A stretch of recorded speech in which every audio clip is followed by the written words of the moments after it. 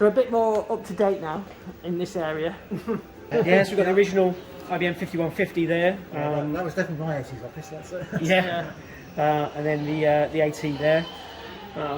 Apple, Lisa. This is an area we're developing at the moment. Some of these machines are going to be moving. This area will become the GUI wall. So talk about the graphical user interface and that sort of thing. So we have some machines that will be coming here, and these will move elsewhere around the museum.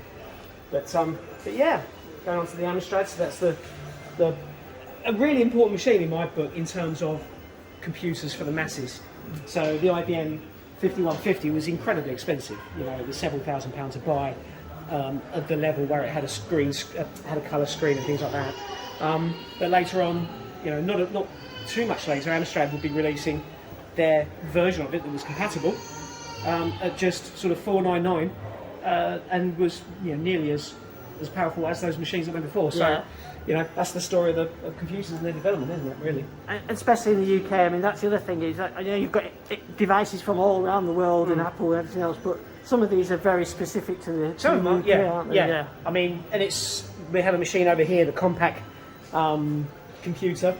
So without this machine, in some ways, the Amstrad wouldn't have existed. So, you know, Compaq, they weren't the first, there were other companies that did this. But they reverse engineered the BIOS in the PC, and that effectively opened up the market for others to have clone BIOSes and create clones of the IBM PC, which, you know, it might be a bit of a shame for IBM. You know, they lost that kind of market, but, you know, they do still run some of the most powerful computers in the world today, so it's not to feel too sorry. But actually, it's kind of opened up the whole PC market to everybody being able to be a part of it.